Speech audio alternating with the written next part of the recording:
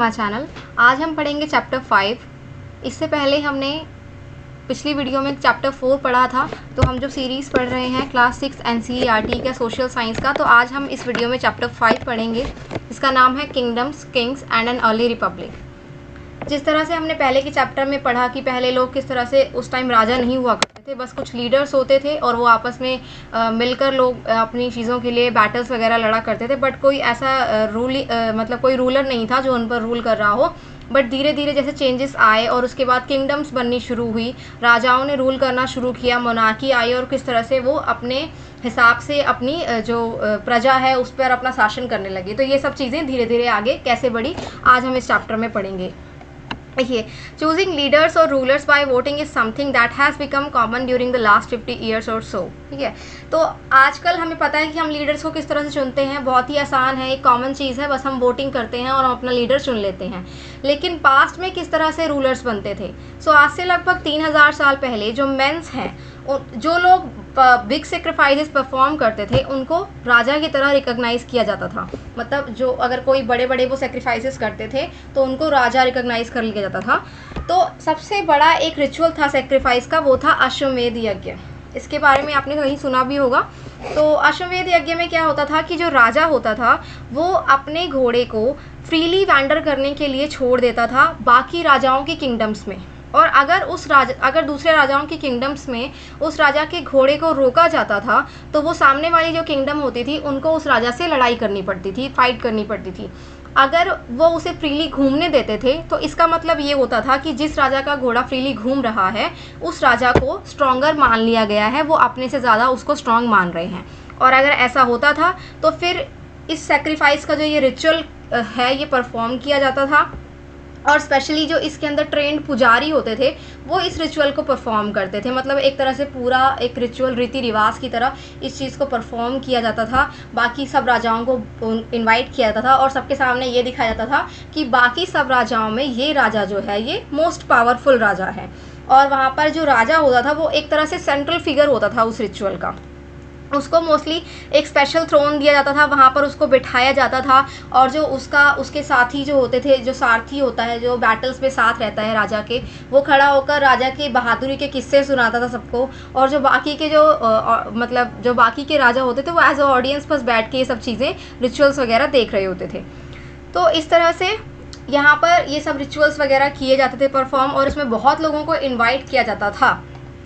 But इसके अंदर एक चीज़ अलग ये थी कि उस टाइम यहाँ धीरे धीरे चीज़ें जो हैं, एक होता है ना डिस्क्रिमिनेशन, वो कहीं ना कहीं शुरू हो चुका था। तो अब उस टाइम बहुत जो राजा की प्रजा के लोग थे वो आते थे राजा के लिए ये सब लेकर, गिफ्ट्स वगैरह लेकर। बट उसके अंदर शूद्रस को आने की परमिशन नहीं थी, उनको किसी भी रिचुअल में जाने की कोई परमिशन नहीं थी। ये चीज़ें आगे आप आगे की बुक्स में पढ़ेंगे कि किस तरह से वर्ण सिस्टम आया। यहाँ पर आपको एक शॉर्ट में ये समझाया हुआ है कि वर्ण सिस्टम क्या था। इसमें लोगों को 4 कैटेगरीज में डिवाइड कर दिया गया था। पहले थे ब्राह्मण, दूसरे थे क्षत्रिय, तीसरे थे वैश्य और चौथे थे शूद्र। यहाँ पर ना इनको एक तरह से हायर टू लोअर सिस्टम, मतलब हायर टू लोअर ग्रुप की तरह किया गया था डिफाइन। और ऑब्वियसली जिसने इस सिस्टम को बनाया तो वो अपने आप को तो हायर ही रखेगा। तो ब्राह्मण्स ने ये सिस्टम बनाया और उन्होंने अपने आप को सबसे ऊपर सिस्टम में रखा। सेकंड नंबर पर उन्होंने क्षत्रियास को रखा। क्षत्रियास कौन थे? जो राजा होते थे ना, वो मोस्टली क्षत्रिय ही हुआ करते थे। जो राजा एक तरह से बैटल्स लड़ते थे, योद्धा होते थे। तो क्षत्रियास वो लोग होते थे जो बैटल्स लड़ा करते थे, लोगों को प्रोटेक्ट करते थे। ब्राह्मण कौन होते थे? जो ये सब रिचुअल्स वगैरह परफॉर्म किया करते थे, पूजा पाठ करते थे और एजुकेट करते थे लोगों को। मतलब लोगों को क्या, मतलब एक तरह से स्टडी किया करते थे। और वैश्यास होते थे एक तरह से जो व्यापार करते थे, फार्मर्स, हर्डर्स, ट्रेडर्स। और शूद्रास को एक तरह से सोसाइटी के अंदर सबसे निचले स्तर पर रखा गया। उनको एक तरह से ये कहा गया कि आप बाकी के 3 ग्रुप्स के लिए बस काम करेंगे। इस तरह से ये वर्ण सिस्टम हुआ। इसको आप आगे की बुक्स में पढ़ेंगे डिटेल में कि किस तरह से ये आज भी कहीं ना कहीं दिखाई देता है। फिर आती है बात जनपद्स की, कि कैसे राजा जो हैं वो बड़े बड़े जब ये सेक्रीफाइसेस करने लगे तो पहले होता था कि राजा की जो जनता होती थी उनको जन कहा जाता था, बट वो धीरे धीरे रिकॉग्नाइज होने लगे एज अ जनपद। जनपद का लिटरली ये मतलब होता है कि जहाँ पर जनता जो है, जन मतलब लोग जो हैं, जहाँ पर सेटल डाउन होते हैं उसे जनपद कहा जाता है। तो उस जनपद को जो बंदा रूल करता है उसे राजा कहा जाता था।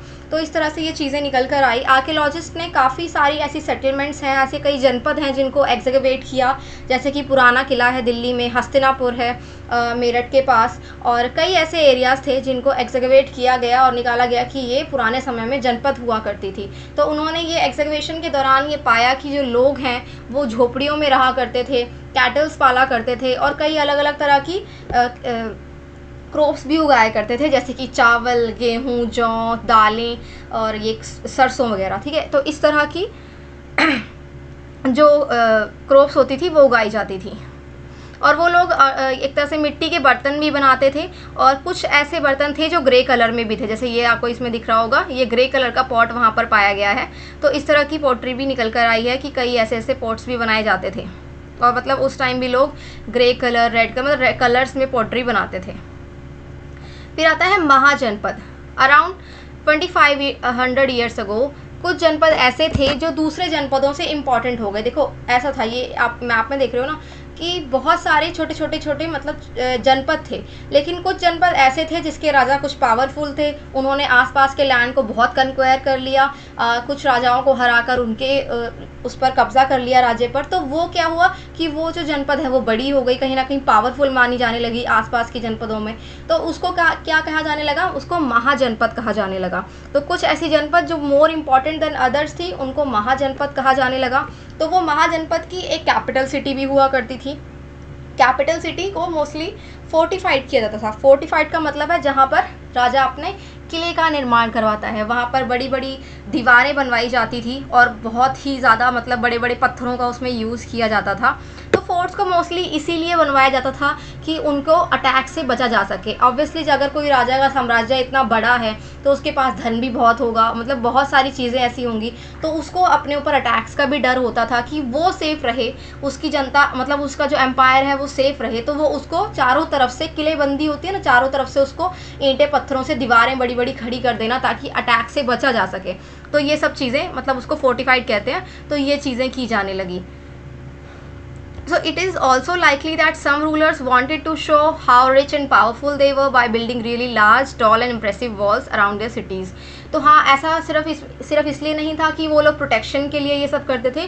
कुछ मतलब राजाओं को ये भी शो करना होता था कि वो कितने रिच और पावरफुल हैं, कि वो इतनी बड़ी बड़ी लार्ज और इम्प्रेसिव बिल्डिंग्स बनाते हैं। जो आप आज आर्किटेक्चर देखते हैं, जो मैंने पहले वीडियोज़ में पढ़ाया है कि कैसे एंशिएंट आर्किटेक्चर और मेडिवल आर्किटेक्चर है, ये सब क्या है, राजाओं ने अपनी पावर दिखाने के लिए उन बड़ी बड़ी बिल्डिंग्स को बनाया है। उनको कोई काम नहीं था, उनको ये नहीं था कि हमें आगे दिखाना है उनको बस ये था कि हम लोगों को दिखाना चाहते हैं कि हम कितने पावरफुल हैं, हम कितने रिच हैं। ठीक है, तो इस तरह से वो बड़ी बड़ी बिल्डिंग्स बनवाते थे।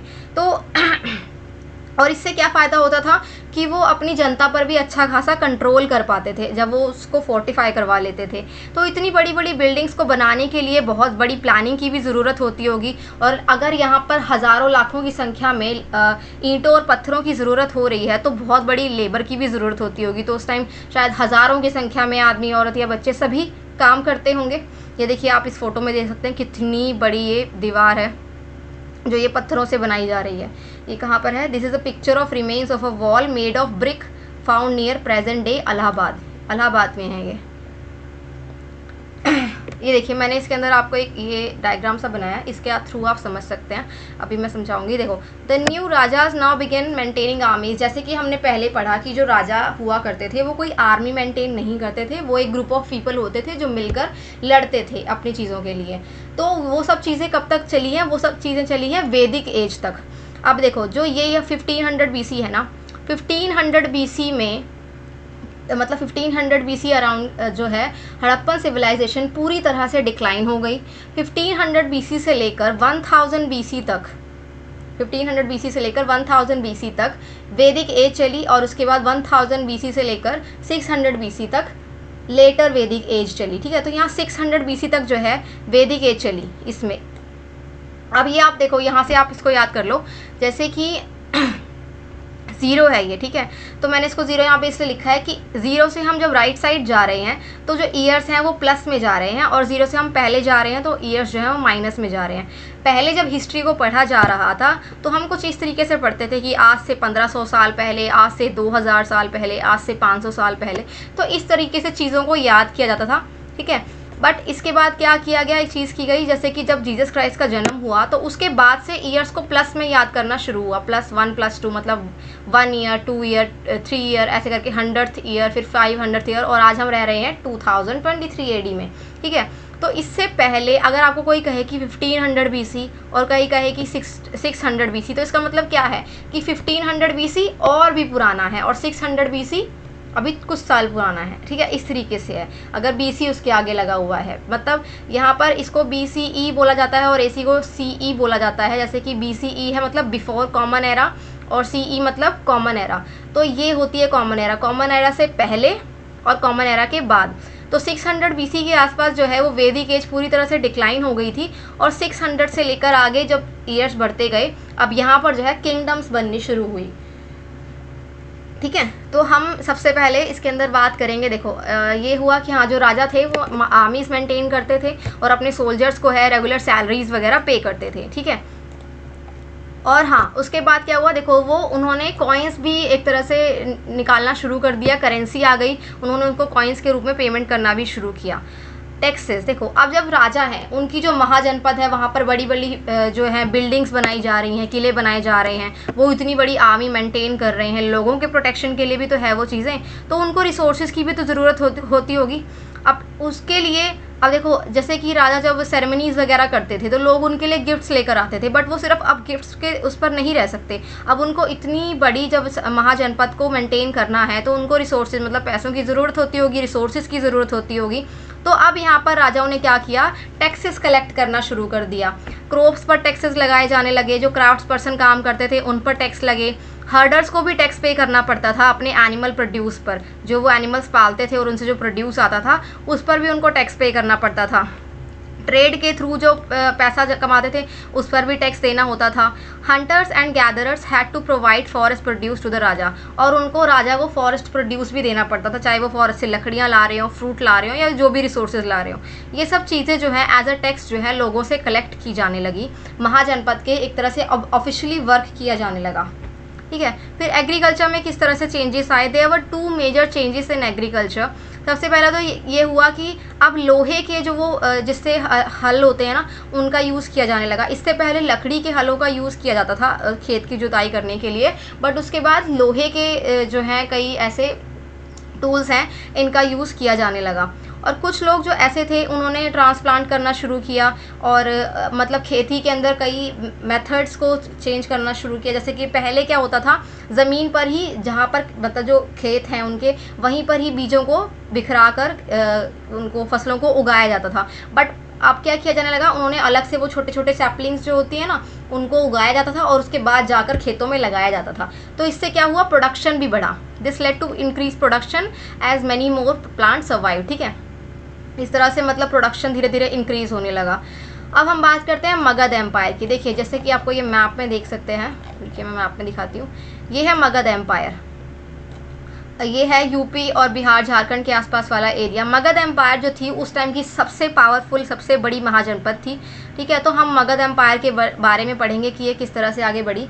Magadh became the most important mahajanapada in the mahajanapada in about 200 years. So मैं इसके अंदर क्योंकि क्या हुआ कि जो मगध एम्पायर थी ना, वो थी ही एक ऐसे एरिया में जहाँ पर अच्छी नदियाँ बहती थी, काफ़ी फर्टाइल लैंड थी, अच्छा खासा ग्रासलैंड था, फॉरेस्ट एरिया था, एनिमल्स थे, ठीक है। तो उनके पास बहुत ही ज़्यादा अबंडेंस में क्या था, रिसोर्सेज थे, जिसकी वजह से वो एम्पायर के एक फ्लॉरिश होने का एक बड़ा कारण हम मान सकते हैं। वहाँ पर गंगा और सोन नदी थी, ठीक है, जो मगध से बहती थी वहाँ पर, जिसके कारण उनका ट्रांसपोर्ट अच्छा हुआ, वाटर सप्लाईज अच्छी हुई और उनकी लैंड भी फर्टाइल रही। मतलब काफ़ी इससे क्या फ़ायदे हुए उनको नदी से, और उनका काफ़ी एरिया फॉरेस्टेड था, वहाँ पर एलिफेंट्स वगैरह भी थे जिनका वो आर्मी में अच्छा खासा यूज़ कर लेते थे। तो इस तरह से मगध के पास ना पावरफुल होने के बहुत रीजंस हो गए। Magadh had 2 very powerful ruler, Bimbisara and Ajatashatru. अब देखो यहाँ पर आप धीरे धीरे ना राजाओं के नाम पढ़ने शुरू करेंगे। जैसे कि मैंने बताया 600 BC के आसपास जो है वैदिक कल्चर पूरी तरह से डिक्लाइन हो गया था। तो 543 BCE के आसपास जो है मगध एम्पायर के एक तरह से की मतलब मगध एम्पायर की फाउंडेशन रखी गई। मगध एम्पायर को शुरू किया, किसने शुरू किया? बिंबिसार ने शुरू किया। ये हर्यंका डायनेस्टी का राजा था और मगध एम्पायर की शुरुआत इसी ने की थी। इसके बाद इसका बेटा आया अजातशत्रु और इसके आगे 2-3 जो हैं सक्सेसर्स रहे हैं जिन्होंने मगध एम्पायर को संभाला। उसके बाद आए नंदा रूलर्स, जिसकी स्थापना मतलब नंद डायनेस्टी के रूलर जिसका नाम था महापद्मानंद, उन्होंने नंदा डायनेस्टी की स्थापना की। ठीक है, और उसके बाद नंदा डायनेस्टी के बाद आई मौर्यन डायनेस्टी। तो इस तरह से मगध एम्पायर जो है वो बहुत बड़ी अच्छी खासी डायनेस्टीज़ के अंडर जो है फ्लॉरिश हुई। तो पहले क्या था कि जो मगध एम्पायर की कैपिटल थी वो थी राजगृह, लेकिन बाद में इसे क्या बना दिया गया? बाद में इसे नंदा रूलर के टाइम पर इसे पाटलिपुत्र बना दिया गया। पाटलिपुत्र को मगध की राजधानी बनाया गया। अब around 2300 year ago ruler named Alexander. अब यहाँ पर बात करें, देखो जब हमारे सब कॉन्टिनेंट के अंदर ये चीज़ें हो रही हैं कि लोग आगे से आगे जाके लैंड को कन्क्वायर कर रहे हैं, उसे मतलब अपना राज्य आगे बढ़ाने की कोशिश कर रहे हैं, तो ऐसे ही वर्ल्ड में भी ये चीज़ें हो रही थी। तो यूरोप साइड मैसेडोनिया से एक अलेक्जेंडर नाम का एक राजा वो निकला था कि मैं पूरे संसार को ही कन्क्वायर कर लूँगा, पूरे वर्ल्ड में अपना राज करूँगा। तो वो ऐसे वहाँ से निकला था और उसने काफ़ी पार्ट्स को कन्क्वायर कर भी लिया था। एक बड़ी आर्मी लेकर वो निकला था। उसने इजिप्ट को, वेस्ट एशिया को काफ़ी हद तक कन्क्वायर कर लिया था। और जब वो इंडियन सब कॉन्टिनेंट आया तो वो व्यास नदी के मुहाने तक पहुँचा था। बट जो उसके सोल्जर्स थे उन्होंने आगे जाने से मना कर दिया, क्योंकि व्यास नदी बहुत ही ज़्यादा उस टाइम उसमें थी। तो और क्योंकि उन्होंने देखिए इसमें आगे लिखा ही हुआ है, when he wanted to march further eastwards his soldiers refused, क्योंकि obviously सोल्जर्स भी कहीं ना कहीं इंसान ही थे। वो इतने लंबे टाइम तक चलते आ रहे थे, आगे जाकर कहीं ना कहीं तो उन्हें थकना ही था। और वो डरे हुए भी थे क्योंकि उन्होंने सुना था कि जो रूलर्स हैं इंडिया के, उनकी आर्मी बहुत बड़ी है, उनकी थल सेना बहुत बड़ी है और उनके पास बहुत सारे घुड़सवार और हाथी हैं। तो मतलब उनकी सेना इतनी बड़ी है कि हम लोग उनसे नहीं जीत पाएंगे। तो अलेक्जेंडर जो है वो वहीं से वापस चला गया था। मतलब उसकी एक छोटी सी कहानी है कि उसकी लड़ाई हुई थी एक राजा से, बट वो कुछ ज़्यादा खास इंडिया पर कुछ नहीं कर पाया।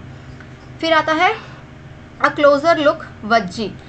जो मगध है, जब मगध एक पावरफुल किंगडम बनी तो वज्जी जो थी, वज्जी भी एक साथ में एक जैसा होता है ना कि पहले बड़े बड़े वो थे राजा थे, तो छोटे छोटे राज्य भी थे जिनको गण या संघ कहा जाता था।